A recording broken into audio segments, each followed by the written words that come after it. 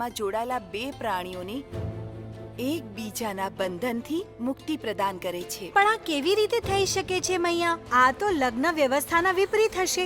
એટલે મોટી બેન અને જીજુ ફરી અલગ થઈ જશે. અલગ શરીર હોય છે શૈશવ, પરંતુ આત્મા નહીં. આત્માઓનું મળવું કેવળ લગ્ન પ્રણાલી પર નિર્ધારિત નથી,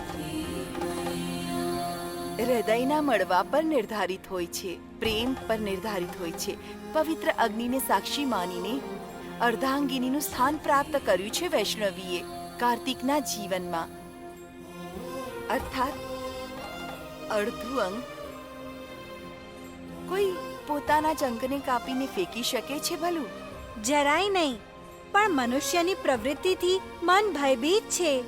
મોટી બેન શું સાચે જ આ કાગળ પર હસ્તાક્ષર કરીને જીજુથી અલગ થઈ જશે? ક્યારે નહીં. લગ્ન બ્યાને મજાક સમજી રાખ્યો છે કે આ જન્મ જન્માંતરનો સંબંધ છે. આ તમારા કાગળ પત્રથી પતિ નથી જવાનો. યશોદાની તો મતી મારી ગઈ છે, જે પોતાની જ દીકરીનું ઘર તોડવા માંગે છે. ભૂલતી નહીં, કાર્તિક અને વૈષ્ણવીનો સંબંધ પોતે છઠ્ઠી મૈયાએ જોડ્યો છે. આ તમારું માનવું છે મોટી માલકી. અમારા માટે અમારી ગુડિયા છઠ્ઠી મૈયાના આશીર્વાદ છે. એને મને માં હોવાનો દરજ્જો આપ્યો છે, એને કારણે. અને આના માથા પર લાગેલા ઘાવને જોઈને પણ ચૂપ રહી જઈએ એવી કાયર માં બનીને અમે એમના આશીર્વાદનું અપમાન નહીં કરીએ.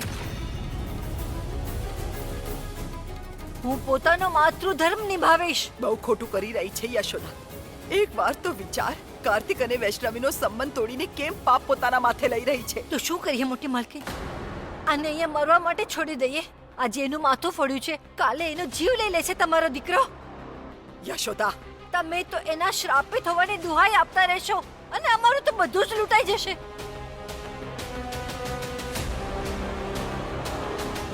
તારી આટલી બેઇજ્જતી તો હવે હું પણ નહીં સાંભળી શકું. હવે વૈષ્ણવી કંઈક બોલે કે ના બોલે, હું તો જરૂરથી બોલીશ. બહુ મોટા મોટા બોલ બોલવા લાગી છે યશોદા. શું સબૂત છે તારી પાસે કે વૈષ્ણવીની આ ચોટ મારા ભાઈના લીધે લાગી છે? હવે અમને ધમકી આપીશ તું? જા, નહીં કરે મારો ભાઈ આ તમારા કાગળ પર દસ્તખત. અરે એક તરફા તલાક થવો મુશ્કેલ છે તો અમે પણ જાણીએ છીએ. તો આ પણ ખબર હશે, જો બંનેની સહેમતીથી આ પેપર પર સાઇન નહીં થાય તો માનસિક અસંતુલન હોવાના કારણે અમે કોર્ટમાં ડિવોર્સ ફાઇલ કરી શકીએ છીએ. અને જ્યાં સુધી સબૂતનો સવાલ છે તો આ બધા જ ગામવાળા વિટનેસ બની શકે છે. એમને કાર્તિકની માનસિક સ્થિતિ ખરાબ થતા જોઈ છે.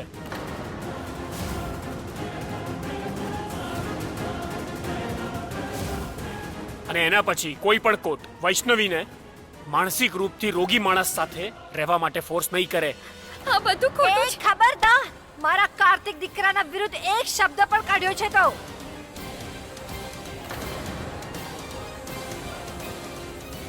અમે તમને અંદર શું આવવા દીધા? તમે અમારા માથા પર ચડીને નાખશો.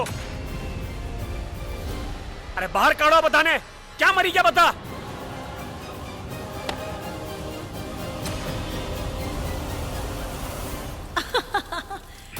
ધર્મ સંબંધોની નીવને ભલે જ કેટલી પણ સફળતાથી કેમ ન રાખે, અમને એને ઉખાડવાથી કોઈ નહીં રોકી શકે. કાર્તિક અને વૈષ્ણવીના એક થવાના દરેક નાની એવી આશાને અમે નિરાશામાં બદલી દઈશું.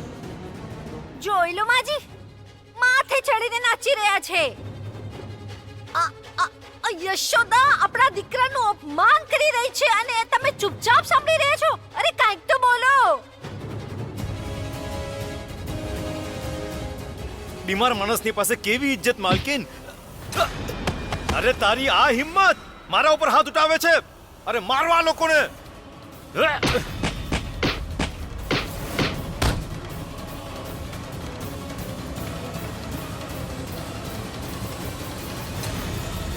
બંધ કરો આ બધું.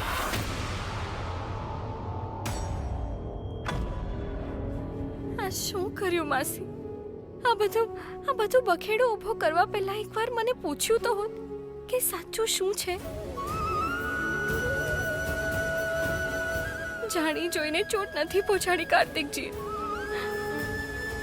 એમની મનોદશા ઠીક નહોતી અને જોયું, વૈષ્ણવી પણ માને છે કે કાર્તિકની માનસિક હાલત ઠીક નથી.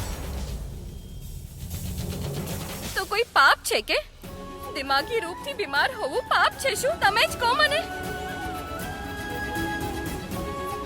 જે તમે ક્યારથી ઉલઝલુલ વાતો કરી રહ્યા છો અમારા પતિના ખિલાફ.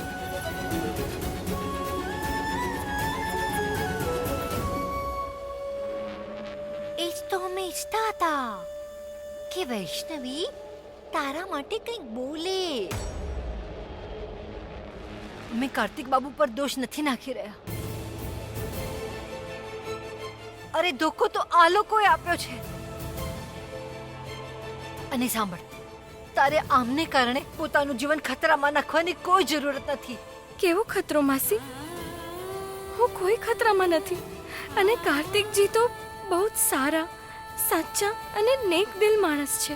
અચ્છા, તો તારા સારા, સાચા અને નેક દિલ ઇન્સાનને પૂછ કે એ પતિ હોવાની જવાબદારી નિભાવી શકે છે. દયાભાવ ત્યાં સુધી ઠીક છે જ્યાં સુધી એનું નુકસાન પોતાને ન થાય. આવી રીતે જિંદગી ન જીવી શકાય.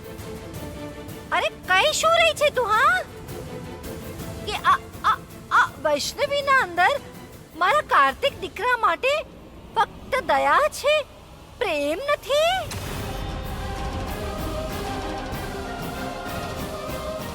માસી, નાનપણથી તમે જ શીખવાડ્યું છે ને કે કમજોરનો સાથ ક્યારેય નહીં છોડવાનો. ભલે ભલે પૂરી દુનિયા પણ એના ખિલાફ કેમ ન હોય. અને હવે તમે પણ મને સાથ દેવાથી રોકી રહ્યા છો. અરે રોકી એટલા માટે રહ્યા છે કે તું આ દયા ભાવને બહુ પ્રાથમિકતા આપી રહી છે બેટી. હા, છે દયા કાર્તિકજી માટે, પણ સાથે ત્યારે તું સમજાવી રહ્યા છે કે દયા ભાવથી ગૃહસ્થી નથી ચાલતી, એનાથી જીવન નથી વીતતું બેટા. નિરાશ નહીં થા દીકરા. જો દયા છે મતલબ પરવા છે તારી. આજે આનું માથું ફોડ્યું છે, કાલે એનો જીવ લઈ લે છે તમારો દીકરો. નાનપણથી તમે જ શીખવાડ્યું છે ને કે કમજોરનો સાથ ક્યારેય નહીં છોડવાનો. ભલે ભલે પૂરી દુનિયા પણ એના ખિલાફ કેમ ન હોય.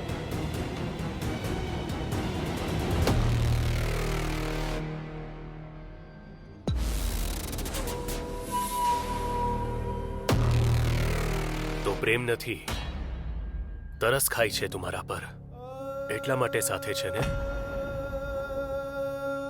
તમારો સાથ આપવો મારો ધર્મ છે કાર્તિકજી. અને પ્રેમ? સાચું જ તો કે છે ગામવાળા.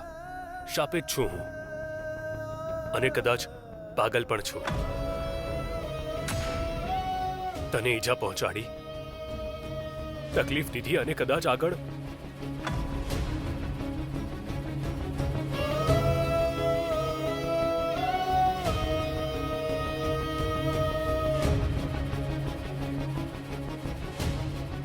જો પ્રેમની ફક્ત દયા છે તો લે પકડ બેન.